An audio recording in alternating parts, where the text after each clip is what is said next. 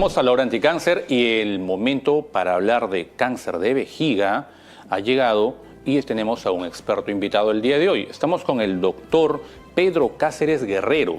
Él es médico oncólogo del Hospital Naval y del Instituto Peruano de Oncología y Radioterapia IPOR. Bienvenido, doctor Cáceres, a la hora anticáncer. ¿Cómo está usted? Bien, muchas gracias, Jan, por la invitación. Bueno, vamos a hablar un poco de lo que es cáncer de vejiga, ¿no? Sí, el cáncer de vejiga actualmente, pues sabemos de que se mantiene en aumento, es recurrente, pero para empezar, y nos entiendan todos los que nos están escuchando en este momento, quisiéramos saber qué en sí es el cáncer de vejiga, por qué se produce. El cáncer de vejiga es una patología que afecta a la vejiga, que es un órgano que se encuentra en la pelvis y que se encarga de recolectar la orina que viene desde los riñones. Específicamente lo que se afecta es una capa de células y casi el 95% de cáncer de vejiga es de células transicionales.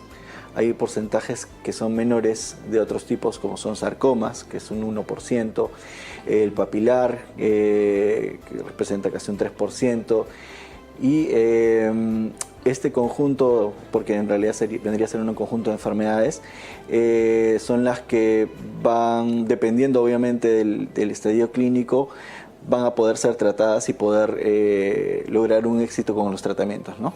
O sea, el cáncer de vejiga puede ser curable. En estadios tempranos si se detecta a tiempo. El problema con el cáncer de vejiga es que es una patología que puede simular muchas condiciones. Los síntomas que están relacionados a cáncer de vejiga son sangrado en la orina, dolor, sobre todo a nivel de abdomen bajo o de la región lumbar. En algunos otros pacientes pérdida de peso. Y justamente por los dos síntomas iniciales es que se puede confundir mucho, por ejemplo, con infecciones urinarias. O hay algunos otros medicamentos que, por ejemplo, pudieran producir coloraciones anormales de la orina. ¿Como cuáles? Como, por ejemplo, la fenazopiridina, ¿no? El piridium. El piridium, correcto. Okay. Que es un medicamento que cambia el color de la orina. Entonces los pacientes a veces, si se automedican, por la costumbre que tenemos de ir a la farmacia y coger lo que sea para poder mejorar nuestros síntomas, podríamos estar enmascarando algunos síntomas. Hay algunos otros vegetales que por ahí podrían cambiar el color de la orina, pero en líneas generales estos son algunos de los síntomas de aviso. O sea, el cambio en el color de la orina. El cambio en el color de la orina, si tenemos un paciente que por ahí tiene también asociado dolor, sobre todo a nivel pélvico, debería de consultar a un especialista, ¿no? Para no necesariamente un oncólogo de inicio, sino obviamente a un médico internista o un urólogo para poder investigar un poco más allá de sus síntomas, ¿no? ¿Y qué cosa es lo que puede generar el cáncer de vejiga? Que una vejiga que es normal, que se encarga de recibir la orina normalmente de la persona para ir al baño y miccionar, pueda transformarse. Bueno, hay algunos factores de riesgo predisponentes. Uno de ellos que casi eleva 2 veces el riesgo de cáncer de vejiga es el tabaquismo. El hábito de fumar es definitivamente un factor de riesgo que está asociado no solamente a cáncer de vejiga, sino a diferentes tipos de cáncer. También hay algunos químicos que están relacionados con ellos. Por ejemplo, algunos pesticidas están relacionados con ellos. El aluminio también está relacionado con esta patología, una incidencia más alta. Hay algunos otros, hay algunos medicamentos o analgésicos, ya no se utilizan, pero también estaban relacionados con la probabilidad de desarrollar cáncer de vejiga. Hay también un parásito que está relacionado con ello, que es el esquistosoma. No es una patología que esté presente en nuestro medio, se ve más en población africana y está relacionado más a cáncer epidermoide de vejiga, que también es una patología poco frecuente, ¿no? Pero también es un factor de riesgo, ¿no? Entonces, si sumamos algunos factores, en algunos casos, obviamente vamos a tener una predisposición. Pero aquí en Perú, ¿cuáles serían los principales factores? Los principales son dos, creo. Sí, yo creo que los principales son el tabaquismo, pesticidas y los pesticidas, correcto. Los pesticidas. Pero ahí, para que nos pueda entender nuestra población, que se imagina el tabaco, yo fumo, y afecta la vía respiratoria y los pulmones, y los pesticidas normalmente también ingresan por la vía respiratoria, ¿Cómo así llegan a la vejiga? En realidad todo tipo de contaminante no solamente llega a la vía respiratoria, sino que pasa al torrente sanguíneo. Hay muchos, el tabaco tiene más de 50 factores cancerígenos que pueden predisponer al cáncer de vejiga. En el caso de, y finalmente al pasar al torrente sanguíneo van a filtrarse a través del riñón y almacenarse en la vejiga. Y esto potencialmente, obviamente, va a producir aumentar la probabilidad de mutaciones, ¿no? Amoníaco también está relacionado a ello. Como menciono, algunos pesticidas que se utilizan sobre todo en la actividad agrícola, ¿no? Entonces esa es nuestra población que está más expuesta a desarrollar este tipo de cáncer, ¿no? O sea, eso implicaría que algo que yo respiro pasa a la sangre, lo filtra el riñón como una sustancia tóxica. Correcto. Y lo almacena en la vejiga. Finalmente, y eso es lo que va a ir desarrollando a la larga, ¿no? Bastante interesante y también bastante preocupante. Algunas personas que limitan el tiempo, o entre comillas, aguantan la orina, ¿podría influenciar esto en algo? Puede influenciar, obviamente, porque vamos a tener el contaminante más tiempo en la vejiga, pero obviamente no significa que un paciente que no va al baño va a desarrollar el cáncer de vejiga, ¿no? Si es un paciente que fuma y obviamente está expuesto a pesticidas, etcétera, tiene mayor probabilidad de desarrollar cáncer de vejiga. Que fuma y que está en contacto con fumadores, correcto, entiendo que está también. en contacto con fumadores. Bastante interesante. Ya tenemos los síntomas. El principal es el cambio de color en la orina y el dolor cuando la zona lumbar nos mencionaba. ¿Qué hacer? ¿Cómo diagnosticarlo esto? ¿Se puede diagnosticar a tiempo? Se puede diagnosticar a tiempo. Para ello hay una serie de exámenes que van a permitir que podamos llegar al diagnóstico. Uno de ellos, el más sencillo, que es el que se realiza, son las ecografías abdominales, o bueno, en este caso pélvicas, para poder ver la pared de la vejiga, ¿no? O de vías urinarias. También existen otros tipos de exámenes, obviamente el sedimento urinario, que nos va a permitir, por ejemplo, o un examen de orina, para que podamos entender un poco mejor, que nos va a permitir, por ejemplo, ver sangrado, ¿no? Hay algo importante que no mencioné al inicio, y es que el tipo de sangrado en particular generalmente es terminal, ¿no? Porque algunos de los por ubicarse en la vejiga, la enfermedad, cuando ésta se contrae para eliminar la orina, va a hacer que este sangrado se manifieste, ¿no? Entonces, ¿Qué es un sangrado terminal? O sea, el paciente inicia la micción o la orina puede salir rojiza porque una gota de sangre puede cambiar el color, pero cuando se realiza la contracción final para poder eliminar los restos de orina, va al final a haber probablemente un coágulo o se manifiesta orina sanguinolenta. Al final de repente cuando con la toalla higiénica o con... Correcto, si en el caso de las mujeres lo van a manifestar obviamente cuando se asean con el papel, ¿no? Claro.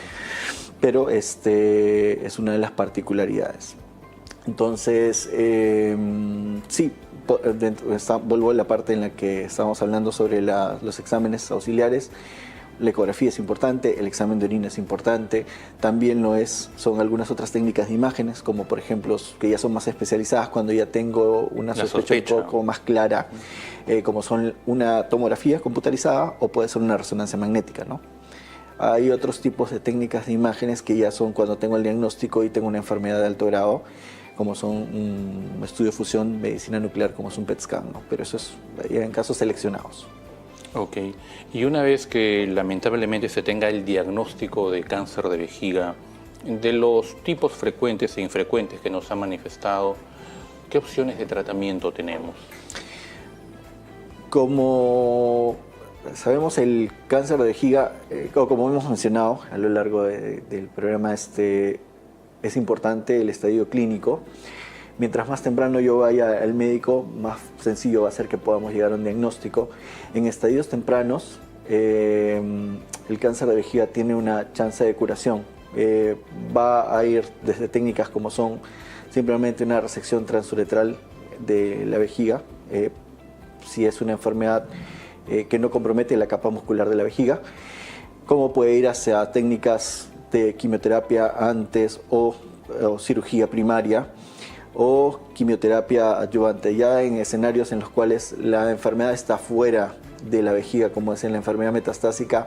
El tratamiento va a depender obviamente de ciertas consideraciones, como son preferencias del paciente, para ir a un tratamiento, ya sea de quimio o radioterapia, si está en condiciones de poder tolerar una, o en algunos casos ha venido a ayudar al arsenal terapéutico la inmunoterapia, ¿no?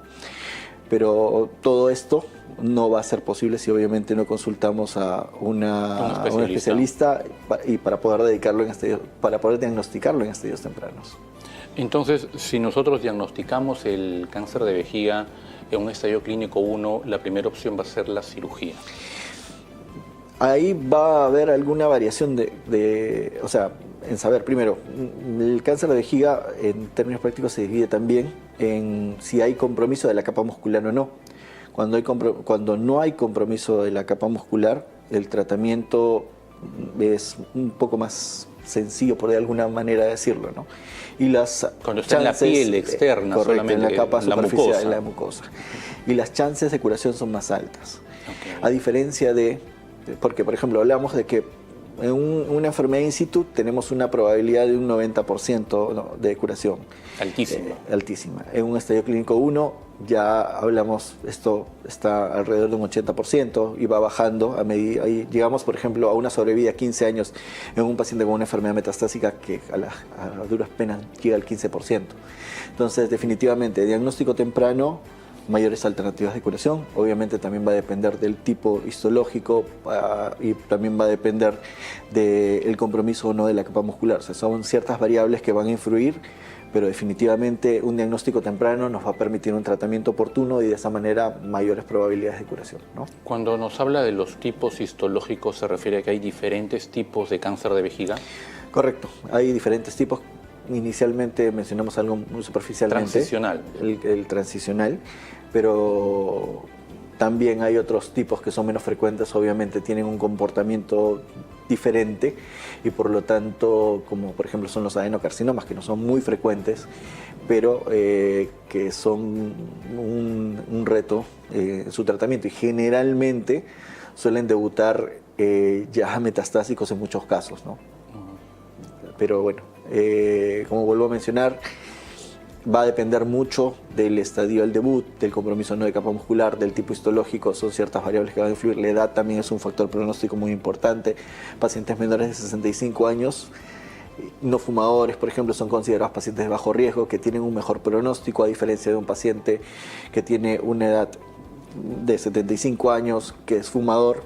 Este paciente va a tener un riesgo alto y probablemente el éxito del tratamiento no necesariamente va a ser tan alto, ¿no? ¿Cuál es el paciente más joven que usted ha tratado con cáncer de vejiga? Hasta el momento el paciente más joven está alrededor de los 60 años. Ya. Últimamente se está viendo pacientes con cáncer en en edades más tempranas. Al momento cáncer de vejiga todavía se mantiene tal cual lo describe la estadística, ¿no? Es un paciente que está alrededor de los 75 años. Pero en líneas generales estamos viendo ya pacientes de 60, 65 años que vienen más frecuentemente por esta patología, ¿no? Por esta afección. ¿Y se entiende que esto puede ir aumentando a medida que pasa el tiempo, disminuyendo en términos de edad? ¿La incidencia de cáncer de vejiga? Sí. No, todo lo contrario. A medida que aumentamos en edad, hay una mayor probabilidad de desarrollar no solamente cáncer de vejiga, sino otros tipos de cáncer, ¿no? Ya que nuestros mecanismos de reparación de nuestro código genético van variando y pues pueden suceder algunas mutaciones también. Hay una cosa importante también que hay que mencionar. Este cáncer no es un cáncer que esté relacionado con herencia genética. Como digo, hay factores de riesgo predisponentes. La edad es un factor de riesgo importante también. Y sobre todo la presencia del hábito tabáquico, el hábito de fumar y los químicos, como hemos mencionado al inicio de la entrevista, ¿no? Cuando nos menciona de que este cáncer no está relacionado a la herencia, ¿podemos entender de que este cáncer se crea a lo largo de la vida? Correcto. Es algo que vamos a ir desarrollando por justamente el adoptar hábitos que nos van a predisponer a las mismas, ¿no? Bueno, obviamente también la parte ocupacional, ¿no? Porque obviamente si nos desarrollamos en la agricultura o trabajamos justamente fumigando, tenemos una mayor predisposición a lo mismo, ¿no? Inclusive personas que se dedican a, por ejemplo, el estilismo, tienen una mayor predisposición por el amoníaco, ¿no? Por el amoníaco. Entonces, porque hay algunos tintes que contenían amoníaco, entonces esto también, al ser inhalado, hay algunos que no necesariamente utilizan los medios de protección, como son las mascarillas, con una buena capacidad de filtrado, entonces pueden desarrollar cáncer de vejiga, ¿no?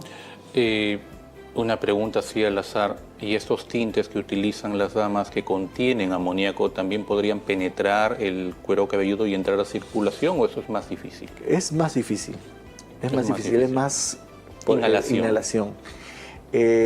Así que, o sea, son personas que están expuestas, obviamente, porque lo van a tener ahí en el cabello, pero la diferencia es que, por ejemplo, yo me tiño el cabello, decirlo así, entre comillas, una vez cada 3 meses o una vez al mes, creo que lo hacen las damas. En cambio, el estilista va a estar expuesto todos los días porque es parte de su labor. Entonces, él es la persona más expuesta, ¿no? Ok.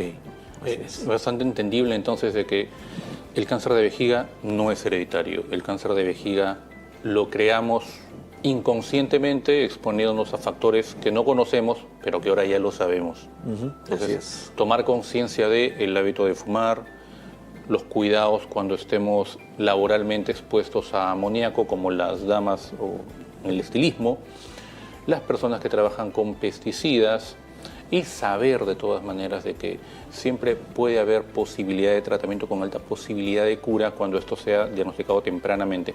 Nos comentaba acerca de la inmunoterapia y le digo esto porque actualmente muchos pacientes consultan por este tipo de terapia, aparentemente la última, lo más nuevo y lo que podría mejorar. ¿Cómo así se aplica en cáncer de vejiga? Bueno, en líneas generales, es la primera opción, es la última opción. La columna vertebral del tratamiento sigue siendo la quimioterapia. Tanto en enfermedad no musculoinvasiva como en enfermedad musculoinvasiva. Inclusive, no necesariamente quimioterapia en la enfermedad no musculoinvasiva, porque viene ahí a tallar la BCG, que es derivada del bacilo de la tuberculosis. Pero la vacuna de la tuberculosis. La vacuna de la tuberculosis, sí. Entonces, también se utiliza quimioterapia en estadios tempranos. La inmuno tiene un rol en pacientes con criterios de alto riesgo en la enfermedad no musculoinvasiva. Ahora, hace poco justamente han salido algunos datos de un estudio en este ESMO 2024 en el cual se postula ya un tratamiento en combinación de inmunoterapia con quimioterapia, que lo que busca es justamente mejorar las tasas de respuesta. Pero hasta el momento la inmunoterapia tiene una indicación solo en enfermedad no musculoinvasiva de alto riesgo y en enfermedad metastásica en pacientes que no son candidatos a sales de platino, en combinación con una droga que se denomina quimérica, que es Fortumab vedotin, y con pembrolizumab. Tenemos otras drogas también como nivolumab que forman parte del arsenal terapéutico. Tenemos otras drogas que forman parte de mantenimiento en pacientes que por ejemplo, recibieron 6 ciclos de quimioterapia y por ahí en un escenario metastásico y no alcanzaron respuesta, pueden recibir una dosis de mantenimiento con una droga que se llama durvalumab. O sea, tenemos diferentes alternativas terapéuticas, pero hasta el momento la mayor indicación está en el escenario metastásico, ¿no?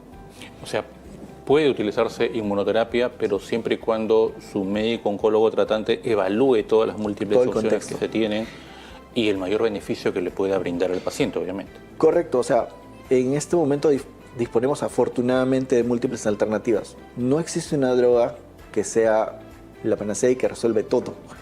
Existen drogas para perfiles de paciente y tenemos que analizar muchas de las cosas que hemos mencionado muy rápidamente, pero si es un paciente que inició con una enfermedad que era localizada, qué tipos de tratamiento recibió, obviamente las condiciones del paciente, si es un paciente que es candidato a poder recibir quimioterapia, porque vamos a evaluar la función urinaria, como la función cardíaca, cómo se encuentra el paciente en cuanto a sus hábitos de la vida diaria, y eso nos va a permitir seleccionar el mejor tratamiento para ese perfil de paciente. Ok. Doctor Cáceres, excelente exposición, nos ha dado mucho conocimiento acerca del cáncer de vejiga.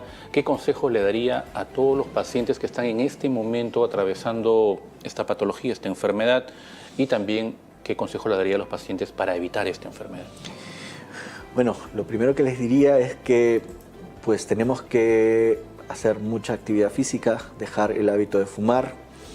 Si lamentablemente por temas obviamente de trabajo tenemos que estar expuestos a ciertos factores de riesgo, pues tenemos que tratar de buscar un buen equipo de protección para justamente disminuir las probabilidades de desarrollar esta enfermedad.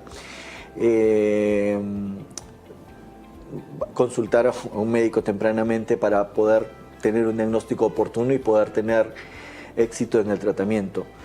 Decirles que a los que padecen esta enfermedad y que se encuentran luchando, que sigan adelante, que en este momento tenemos múltiples alternativas. Definitivamente el paciente con cáncer tiene múltiples opciones, sí. Sabemos que padece una enfermedad que es compleja, pero puede tener mucho éxito si es que se recibe un tratamiento oportuno. Y tiene que ser así. Doctor Cáceres, ¿cómo podemos acceder a una consulta con usted? Bueno, a mí me pueden encontrar en el Instituto Peruano de Oncología y Radioterapia. Ahí desarrollo consulta. También en la clínica de Salio. Y bueno, soy médico del Hospital Naval, así que en cualquiera de las instituciones me pueden ubicar. Perfecto. ¿Alguna red social para seguirlo? Por el momento no, pero voy a crear una pronto. Estoy, básicamente, me pueden encontrar en LinkedIn, que estoy ahí como Dr. Pedro Cáceres. Y nada. Excelente, doctor. Muchísimas gracias.